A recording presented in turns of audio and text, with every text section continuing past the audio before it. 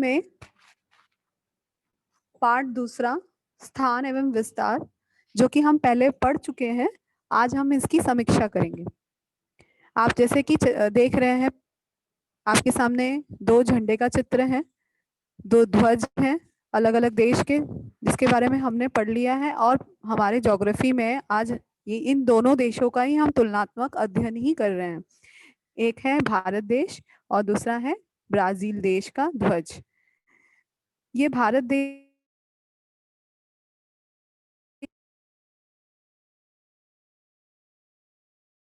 वाचन में भी हमने भारत देश के बारे में हमने जानकारी प्राप्त की थी।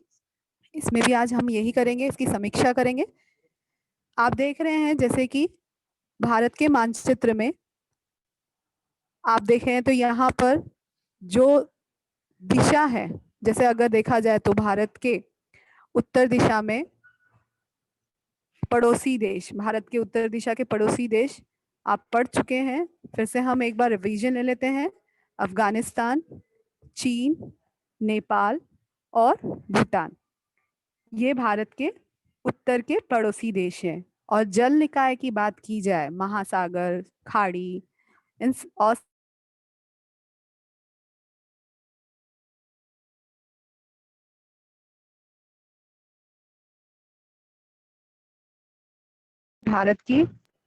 भारत का पड़ोसी देश पाकिस्तान है। और जल निकाय की बात की जाए तो अरब सागर है। और इसी तरह से आप देखेंगे दक्षिण में देखेंगे, दक्षिण में आप देखेंगे तो श्रीलंका पड़ोसी देश है भारत के। और यहाँ पर आप देख सकते हैं इंडोनेशिया, यहाँ पर आपको दिखाई दे रहा होगा मानचित्र में। और हिंद महासागर, ये जल निकाय जो महासागर है, आप देखेंगे हिंद महासागर आपको नजर आ रहा होगा, ये महासागर दक्षिण में है। और पूर्व में देखा जाए तो पूर्व में आप देख सकते हैं बांग्लादेश है। बांग्लादेश ये भारत का पड़ोसी देश है, पूर्व के पड़ोसी देश। और म्यांमार जो समुद्र सीमा से लगे हुए हैं। और जल निकाय की और खाड़ी की बात की जाए तो यहाँ पर बंगाल की खाड़ी आपको नजर आ रही है। और भारत में आप देखोगे भारत की जो राजधानी है वो नई दिल्ली है। तो हम देख सकते हैं कि नई दिल्ली है और भारत में कुल 28 राज्य हैं। इस तरह से हमने भारत की जानकारी प्राप्त की। ऐसे ही हम ब्राजील देखेंगे तो ब्राजील के उत्तर में आप देखोगे तो French Guiana, Suriname, Guyana, Venezuela, Colombia, ये उत्तर के पड़ोसी देश हैं। और महासागर की बात हो तो उत्तर में अटलांटिक महासागर है। और पश्चिम में देखा जाए, ब्राजील के पश्चिम के पड़ोसी देश पेरू, बोलिविया और पेराग्वे हैं। इस तरह से महासागर पश्चिम में बिल्कुल नहीं है। और दक्षिण में देखा जाए तो अर्जेंटीना, उरुग्वे, ये ब्राजील के पड़ोसी देश हैं। और दक्षिण में आप देखें तो दक्षिण में आपको अटलांटिक महासागर नजर आएगा। और पूर्व में आप देखेंगे तो कोई भी देश नहीं है, पूर्व में कोई भी पड़ोसी देश नहीं है, केवल अटलांटिक महासागर है। और राजधानी की बात की जाए तो ब्राजीलिया ब्राजील की राजधानी है। अब तुलनात्मक घटक अगर हम देखें भारत और ब्राजील का, तो अभी हमने देख लिया था कि किस तरह से राजधानी भारत की नई दिल्ली है, ब्राजील की ब्राजीलिया है। और भारत में जो विदेशी शासन है वो लगभग 150 वर्षों तक किसका शासन था? अंग्रेजों का शासन था। और ब्राजील में 3 शताब्दियों तक, मतलब 300 वर्षों से भी अधिक समय तक देश में पुर्तगालियों का शासन था। और स्वतंत्रता दिवस अगर भारत में देखा जाए तो भारत को स्वतंत्रता 15 अगस्त 1947 को मिली और ब्राजील को 7 सितंबर 1822 को मिली। इसी तरह तुलनात्मक घटक में और भी हम मुद्दे देखेंगे। स्वतंत्रता के बाद की समस्याएं, भारत को 3 युद्धों का सामना करना पड़ा, सूखे का सामना करना पड़ा, सूखाग्रस्त क्षेत्रों का सामना करना पड़ा। ब्राजील में वित्तीय समस्याएं, वित्तीय क्या होती है, पैसों की समस्याएं, पैसों की समस्याओं का सामना करना पड़ा, मतलब उनके पास पैसों की, वित्तियों की कमी थी, उसकी समस्याओं का भी सामना करना पड़ा। और शासन प्रणाली अगर भारत की देखी जाए तो भारत ने संसदीय गणतंत्र शासन प्रणाली स्वीकार की है और ब्राजील ने अध्यक्षीय राष्ट्रपति शासन प्रणाली स्वीकार की है। और विश्व में अगर जनसंख्या का क्रमांक देखें तो भारत में दूसरा क्रमांक है और ब्राजील में 5वां क्रमांक है। तुलनात्मक घटक में और मुद्दे देखेंगे। लोकप्रिय खेल, भारत का है क्रिकेट, ब्राजील का है फुटबॉल। और प्रसिद्ध, भारत किसके लिए प्रसिद्ध है, मसालों के लिए प्रसिद्ध है, और ब्राजील विश्व में कॉफी के लिए प्रसिद्ध है और विश्व का कॉफी पॉट भी कहा जाता है, इसीलिए कभी कभी आपको रिक्त स्थानों की पूर्ति में आ सकता है विश्व का कॉफी पॉट रिक्त स्थान को कहा जाता है, तो आप ब्राजील लिख सकते हैं। इसी तरह आपको उचित जोड़ियां मिलाओं में भी आ सकता है विश्व कॉफी पॉट ए सेक्शन में, ए स्तंभ में दे दिया जाए और बी स्तंभ में आपको वहां पर ब्राजील हो तो उससे मिला देना या मैच कर देना, तो वहां पर ब्राजील आएगा। नृत्य अगर भारत में देखें तो कथकली, भरतनाट्यम आदि नृत्य प्रसिद्ध हैं। ब्राजील में सांबा डांस प्रसिद्ध है। और राज्य देखा जाए तो भारत में कुल 28 राज्य हैं, ऐसे ही ब्राजील में 26 राज्य हैं। इसी तरह से तुलनात्मक अध्ययन और मुद्दे देखेंगे। स्थान में देखा जाए तो भारत एशिया महाद्वीप के दक्षिण भाग में आता है। भारत कहाँ आता है, एशिया महाद्वीप के दक्षिणी भाग में। अगर भारत को देखा जाए तो ये एशिया महाद्वीप में आता है, हम एशिया महाद्वीप में आते हैं, लेकिन कौन से भाग में, उत्तर एवं पूर्वी गोलार्ध में आते हैं। एशिया महाद्वीप के दक्षिणी भाग में नहीं, उत्तरी एवं पूर्वी गोलार्ध में आते हैं, और लेकिन एशिया महाद्वीप के दक्षिणी भाग में ये देश स्थित है। और ब्राजील अगर देखा जाए तो ब्राजील देश पश्चिमी और दक्षिणी गोलार्ध में आता है और ये दक्षिण अमेरिका के उत्तरी भाग में स्थित है। दक्षिण अमेरिका का ये उत्तरी भाग है। अगर हम विश्व का मानचित्र देखें तो हमारा संकल्पना पूरी तरह से साफ हो जाएगी। अक्षांशीय विस्तार देखा जाए तो भारत का अक्षांशीय और रेखांशीय विस्तार, इस समय आपको ये कट किया गया है, रेखांशीय और अक्षांशीय विस्तार आपको पोर्शन में नहीं है, फिर भी हम ध्यान देके पढ़ लेते हैं। 8:04 उत्तर से 37:06 उत्तर की ओर अक्षांशीय और अक्षांशीय विस्तार है। ब्राजील का अक्षांशीय विस्तार 5:15 उत्तर से 33:45 दक्षिण की ओर है। और रेखांशीय विस्तार अगर भारत का देखा जाए तो 68:07 पूर्व से 37:25 पश्चिम तक है। और ब्राजील का रेखांशीय विस्तार 34:45 पश्चिम से 73:48 पश्चिम की ओर है। और ऐतिहासिक पृष्ठभूमि के बारे में अगर देखा जाए तो भारत की जो ऐतिहासिक पृष्ठभूमि है, पृष्ठभूमि में आप देखोगे तो प्रश्न भी आपको, ये बड़ा प्रश्न कम से कम 4 अंक का पूछा जा सकता है। इस पर आपको पॉइंट पे आंसर लिखना है, आपको मुद्दों के अनुसार 1-2 ऐसे मुद्दे डालकर लिखने हैं। कम से कम आपको 4 अंक के लिए प्रश्न पूछे जा सकते हैं। तो आप थोड़े थोड़े पॉइंट्स अगर याद किए रहेंगे तो आप उसको वाक्य बनाकर लिख सकते हैं। जैसे फॉर एग्जाम्पल आप देखें, 150 वर्षों तक अंग्रेजों का शासन था, तो आप इसको कैसे लिख सकते हो, भारत में लगभग 150 वर्षों तक अंग्रेजों का शासन था। दूसरा पॉइंट, 15 अगस्त 1947 को भारत स्वतंत्र हुआ। तो ऐतिहासिक पृष्ठभूमि की जानकारी दीजिए, भारत की ऐतिहासिक पृष्ठभूमि की जानकारी दीजिए। तो इस तरह हम मुद्दों में इसके उत्तर लिखते जाएंगे। कुल 4 अंक के आते हैं। जैसे तीसरा पॉइंट क्या हो सकता है, बना सकते हैं हम लोग, जैसे स्वतंत्रता प्राप्ति के बाद 1947 से भारतीय संघराज्य ने संसदीय गणतंत्रात्मक शासन प्रणाली स्वीकार की है।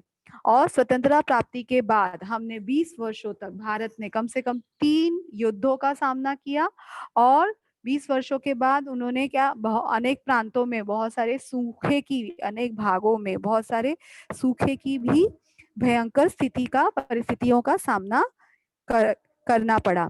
और विभिन्न राज्यों में आप देखेंगे अनेक भागों में सूखों का भी सामना पड़ा गया है और विभिन्न प्रकारों की समस्याओं के जूझने के बावजूद भारत विश्व का प्रमुख विकासशील देश है और भारत प्रमुख वैश्विक बाजार के रूप में जाना जाता है। अगर देखा जाए तो भारत पूरे विश्व में एक पूरा वैश्विक बाजार के रूप में, वैश्विक बाजार मतलब विश्व के बाजार के रूप में सभी से वो व्यापार करता है, इसलिए वैश्विक व्यापार के रूप, बाजार के रूप में जाना जाता है।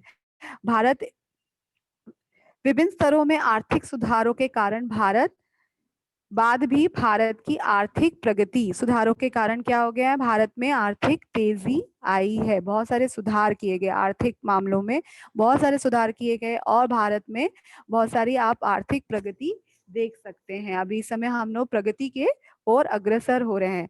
और भारत की जनसंख्या अगर देखें तो भारत की जनसंख्या में कार्यशील आयु वर्ग के लोग की संख्या सबसे अधिक है। कार्यशील आयु वर्ग मतलब काम करने वाले जो आयु वर्ग होते हैं उन युवाओं की, मतलब युवा वर्ग ही काम करते हैं।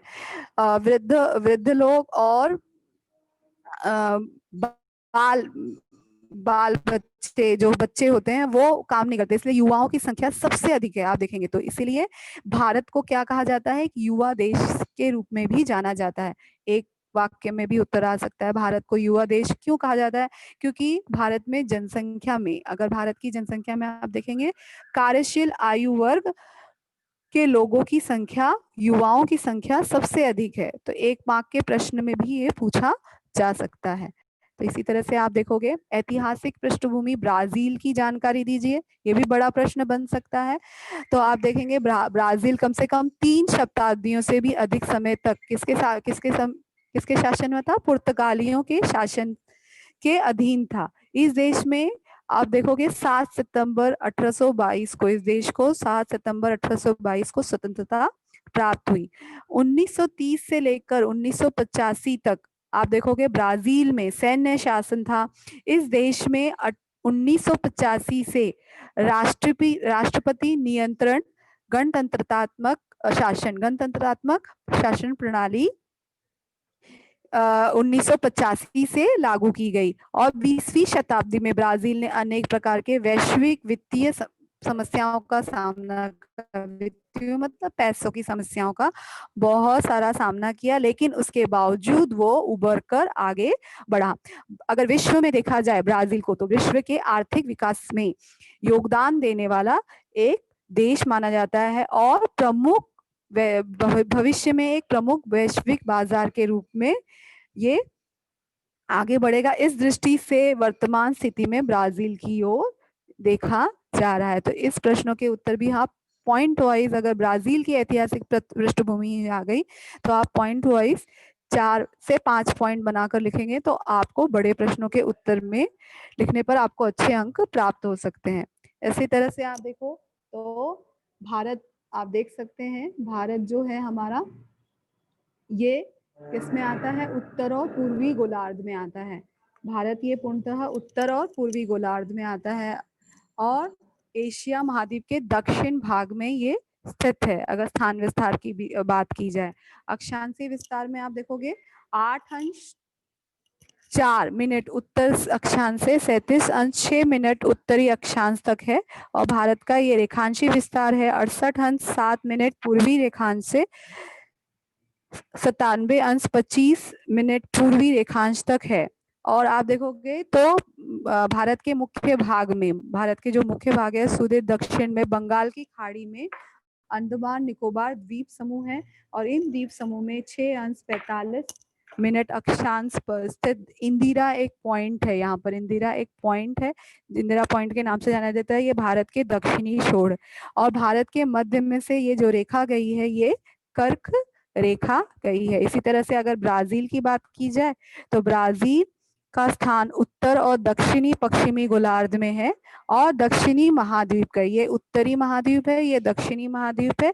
ये दक्षिणी महाद्वीप के उत्तरी भाग में ब्राजील का स्थान आता है। अगर ब्राजील का अक्षांशीय विस्तार हम देखें तो 5 अंश 15 मिनट उत्तरी अक्षांश से 33 अंश 45 मिनट दक्षिणी अक्षांश तक है।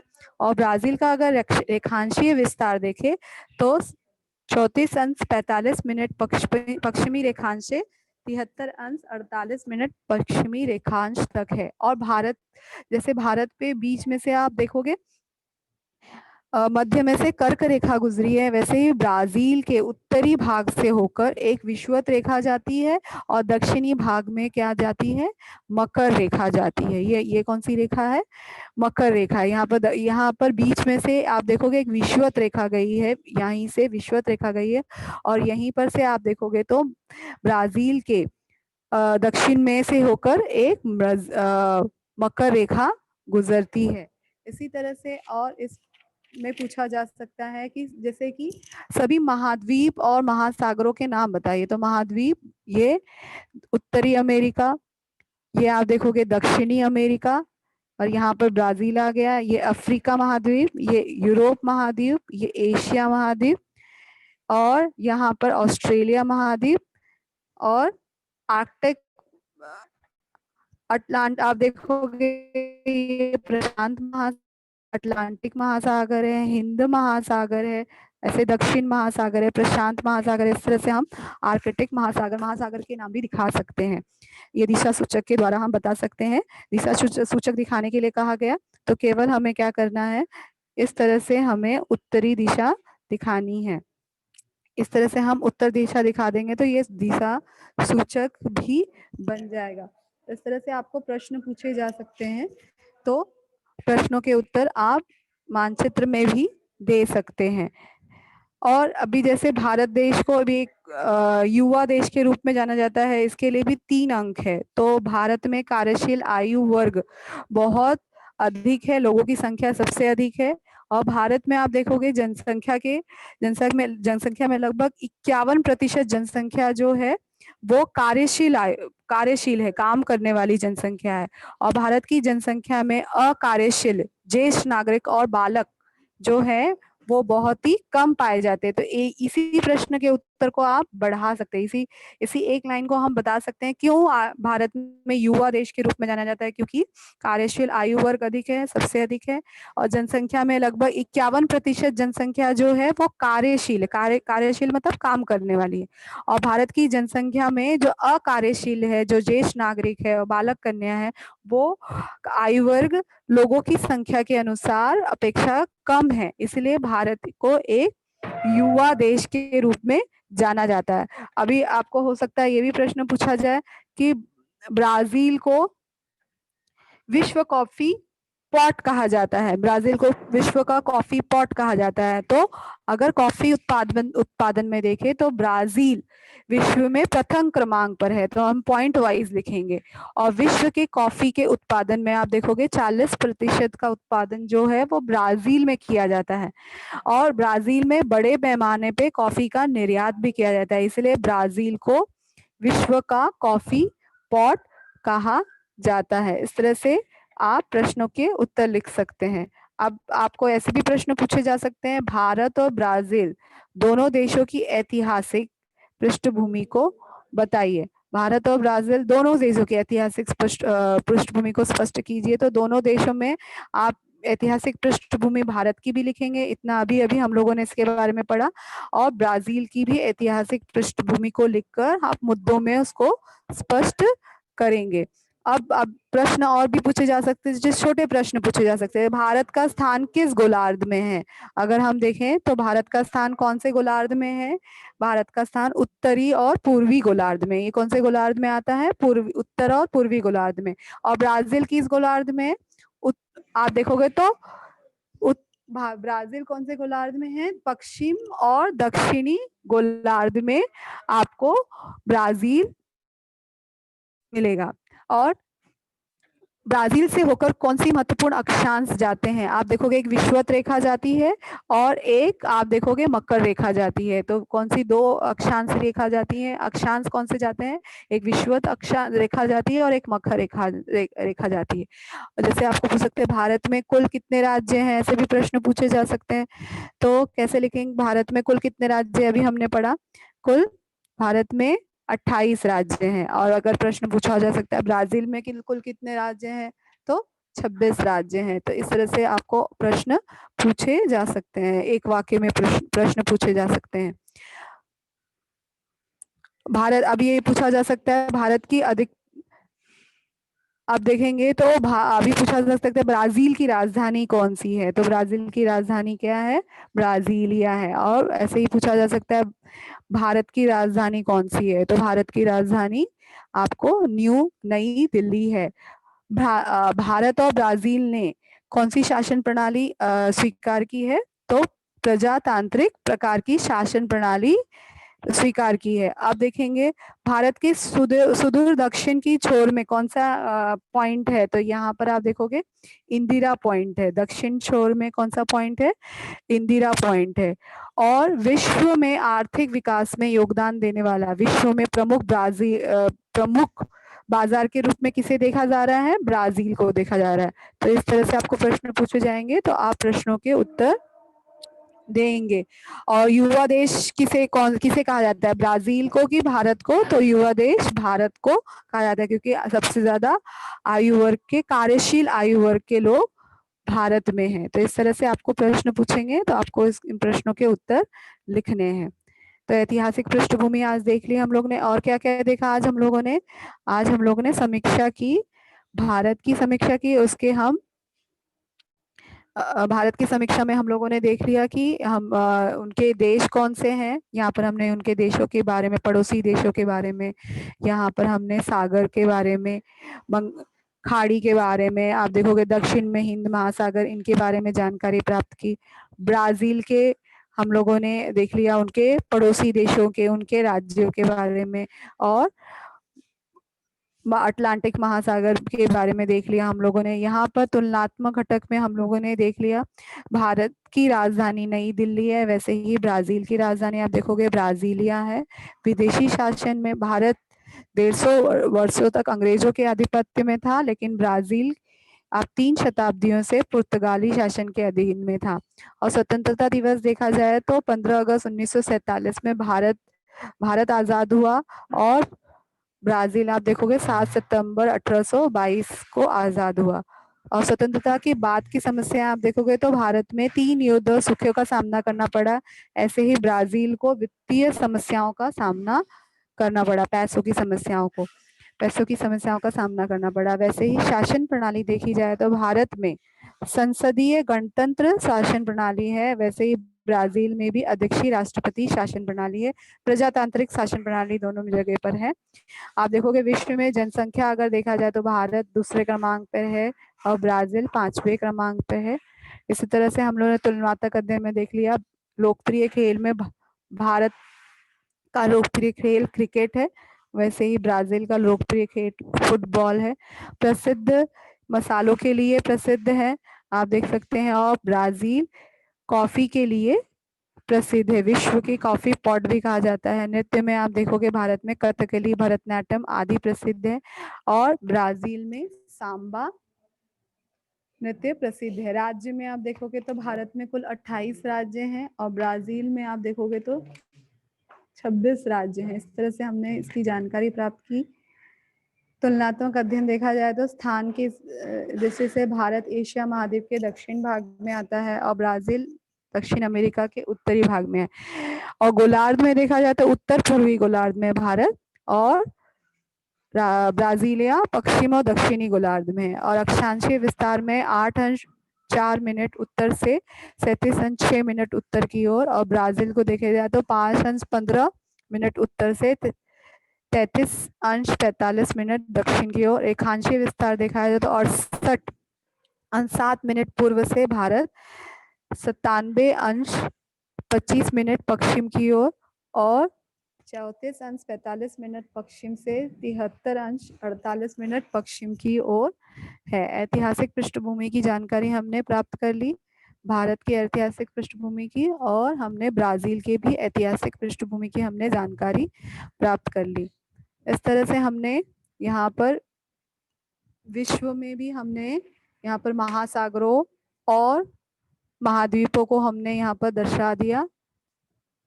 Okay students, thank you. किसी को कोई डाउट है, क्वेश्चन है तो प्लीज पूछिए। सर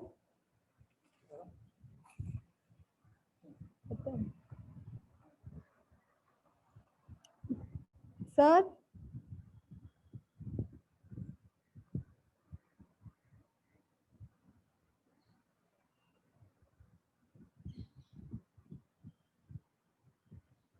किसी को कोई डाउट है?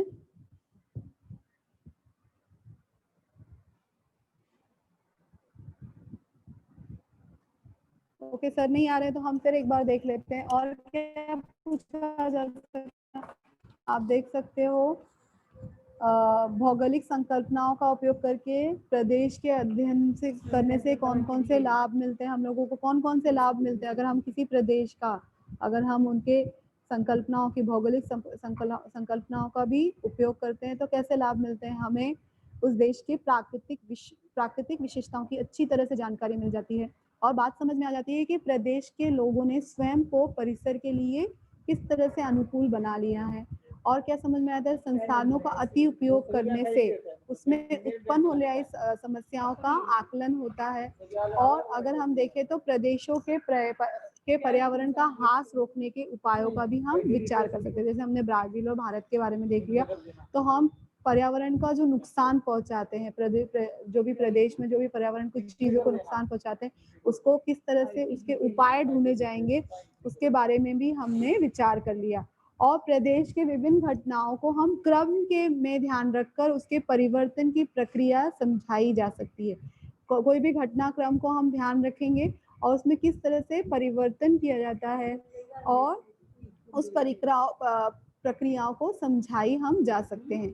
प्रदेश में प्राकृतिक दुर्घटना आपदाओं का क्षमता से सामना किया जा सकता है। जब हम प्रदेशों के बारे में पढ़ चुके हैं कि ये प्रदेश इस तरह से है, या तो यहाँ पर इतना उनको महासागर प्राप्त है, तटीय इलाका है, तो उसमें जो भी दुर्घटनाएं या आपदिक दुर्घटनाएं आती हैं या आपदाएं आती हैं, उसके हम सामना कर सकते हैं। क्योंकि हमें पता है कि इतना ये प्राकृतिक दृष्टि से ये ऐसे हैं, तो प्राकृतिक आपदाएं कौन कौन सी आ सकती है, तो उसकी हम तैयारी भी रख सकते हैं और हम उसका सामना भी कर सकते हैं।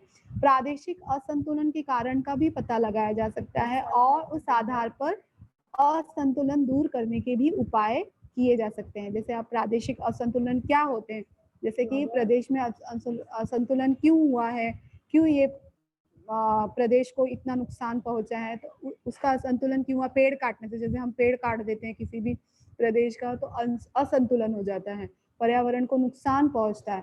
तो असंतुलन के कारण हम पता लगाएंगे और उसको फिर दूर करने के उपाय भी ढूंढे जा सकते हैं। हो सकता है नदी के लिए, या किसी जंगल था, जंगल को हमने नष्ट करके वहां पर हमने बिल्डिंग, या पहाड़ को नष्ट करके हमने वहां पर इमारतें खड़ा कर दी, तो उसको बाद में हो सकता है भूस्खलन आए या कुछ आए, तो उसका पहले हम पता लगाएंगे और उसके असंतुलन को दूर करने के उपाय करेंगे। और प्रदेश के विश्व में देखो, विश्व की घटनाओं और समस्याओं का आप अनुमान भी लगा सकते हैं। इस प्रदेशों में कौन सी भविष्य में कौन सी घटनाएं, प्रदेश की जो भविष्य की घटनाएं हैं उसमें समस्याएं हैं, कौन सी समस्या आ सकती है, उसका भी हम अनुमान लगा सकते हैं। तो इस तरह से हम ध्यान देंगे तो हम इन प्रश्नों के उत्तर लिख सकते हैं।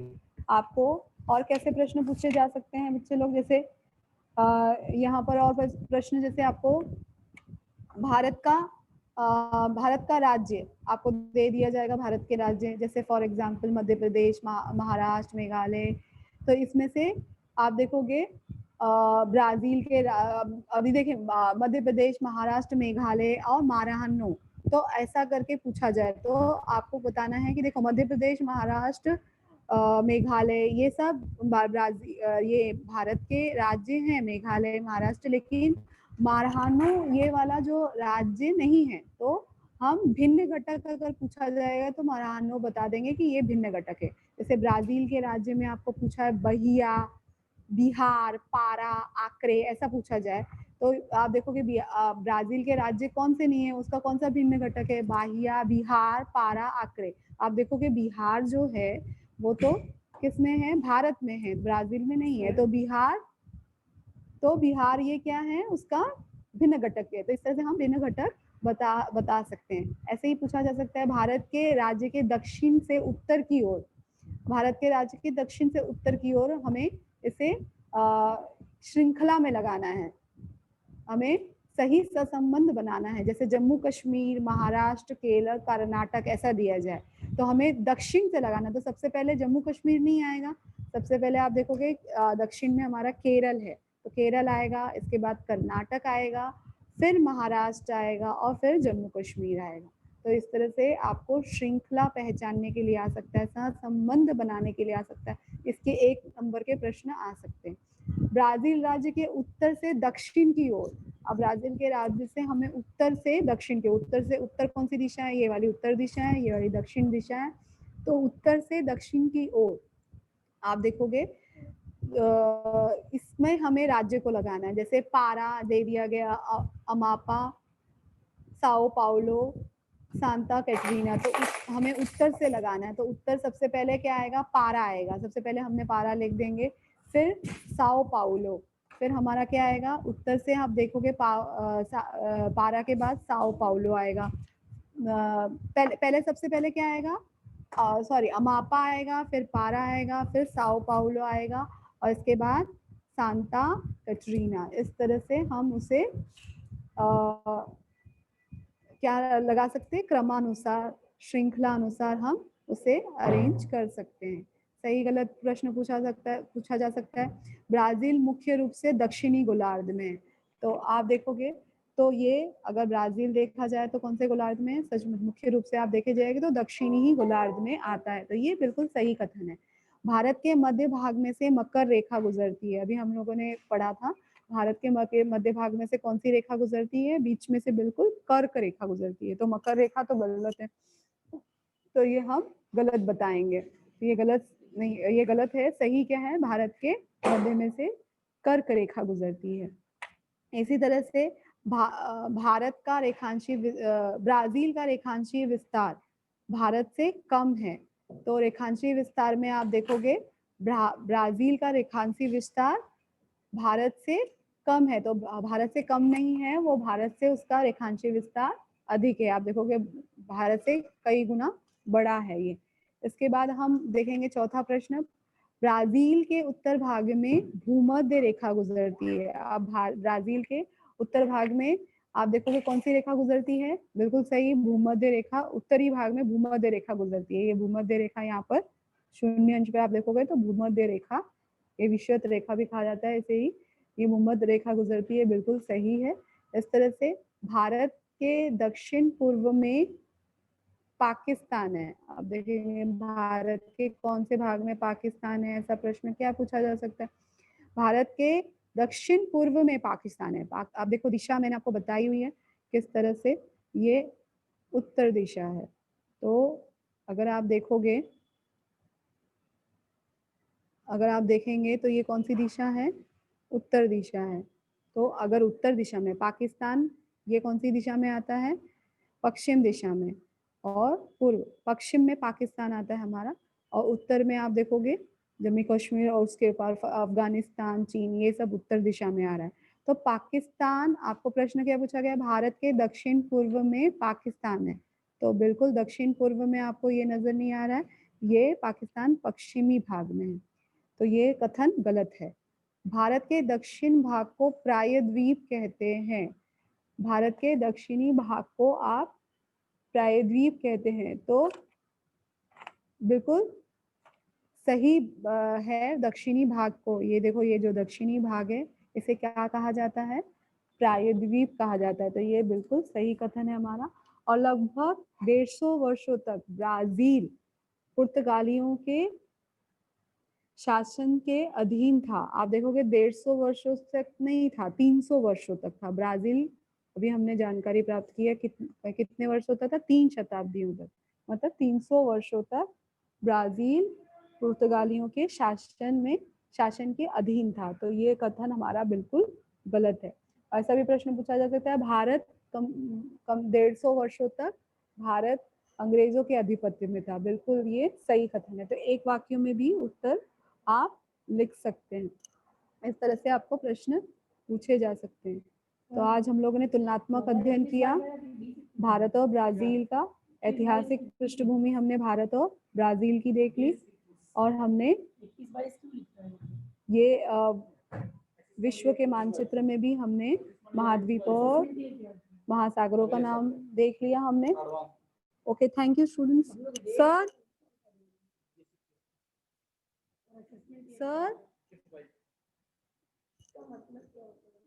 किसी को कोई डाउट है तो प्रश्न पूछ सकते हैं। सर हाथ उठाओ बेटा, किसी को कुछ पूछना है तो हाथ उठाइए।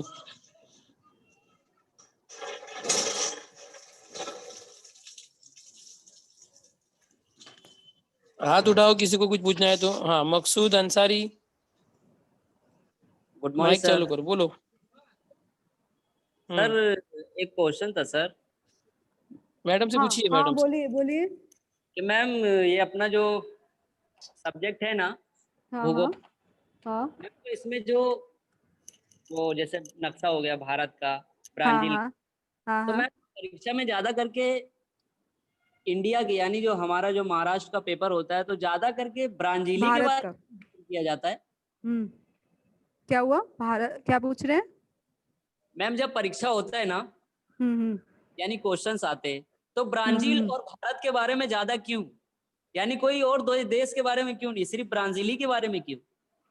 क्योंकि ब्राजील और भारत का जो भौगोलिक है और जो ऐतिहासिक पृष्ठभूमि है, अगर देखा जाए तो थोड़ी बहुत दोनों की मैच जी करती जी। है। इस वजह से भारत का काफी कुछ मैच हमारे ब्राजील से करता है। इसीलिए हमने तुलनात्मक अध्ययन जो देखा है वो दूसरे देशों से ना करके ब्राजील से ही किया है। किस तरह से उसने वो भी अंग्रेजों के वो भी दूसरों के पुर्तगालियों के शासन में था, भारत भी अंग्रेजों के शासन में था। तो किस तरह से उन्होंने भी वही सामना किया जो हमने सामना किया। उनको भी 3 छोरों से आप देखोगे समुद्री इलाका प्राप्त है, और ब्राजील को भी। तो काफी कुछ भौगोलिक स्थिति, राजनीतिक स्थिति, बहुत सारी स्थितियां जो है भारत और ब्राजील की मैच करती है। इसीलिए हमने जो तुलनात्मक अध्ययन दूसरे देशों से नहीं करके हम ब्राजील से कर रहे हैं। तो यस कितना मैम, थैंक यू। ब्राजील ने भी कितना प्रोग्रेस किया, तो उतना हमें भी प्रोग्रेस करना है, इस तरह से। ठीक है, yes ma'am, thank you. Most welcome. और किसी को कुछ किसी को कुछ पूछना है students? Okay madam, lecture finish करते हैं। Thank you sir.